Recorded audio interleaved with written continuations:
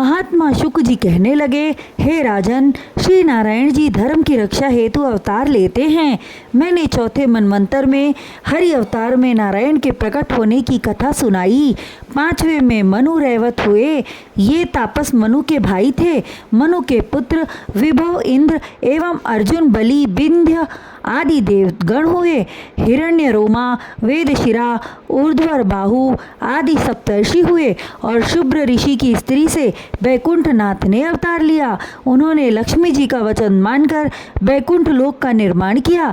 छठवें मनु चाक्षुष हुए। उनके पुत्र मित्र रूप इंद्र और अभ्रु आदि देवता तथा हर्यश्व देव, वारक आदि सप्तर्षि हुए। विराज की स्त्री संभूता के गर्भ से अजित भगवान ने अवतार लिया। उन्होंने देवता एवं दानव से समुद्र मंथन कराया। समुद्र मंथन में मथनी रूप मंदराचल पर्वत को समुद्र में डूबने से रोकने के लिए श्री नारायण ने कच्छप का रूप धारण कर मंदराचल पर्वत को अपनी पीठ पर उठाया। यह कथा सुनकर राजा परीक्षित ने श्री सुखदेव जी से पूछा, हे स्वामी, किस तरह भगवान ने कच्छप रूप धारण किए कर विशाल मंदराचल पर्वत को अपनी पीठ पर धारण किया और किस उद्देश्य से समुद्र मंथन कराया? तब सुखदेव जी बोले, हे राजन, पूर्व काल में बलि के राज्य में देवताओं से अधिक शक्तिशाली दैत्य हो गए थे और देवताओं से शत्रुता का भाव रखते थे। उनके बलवान होने का एक कारण यह भी था कि उन्हें शुक्राचार्य की शक्ति प्राप्त थी। दैत्यों की बढ़ती हुई शक्ति देखकर देवताओं को अधिक चिंता हुई। उन्होंने ब्रह्मा जी के पास जाकर विनती करते हुए सारा वृत्तांत सुनाया।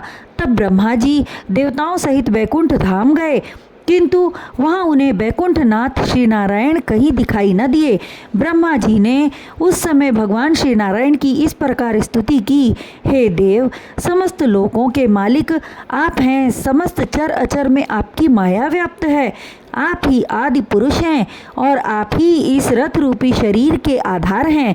सूर्य देव आपके नेत्र, अग्निदेव आपके मुख और काल रूप मृत्यु आप ही हैं। हे प्रभु, आप अपनी इच्छा से ब्राह्मण, देवता एवं हरि भक्तों का दुख दूर करने के लिए अवतार लेते हैं। हे दीनदयाल, शक्ति संपन्न दैत्यों ने देवताओं का राज्य छीन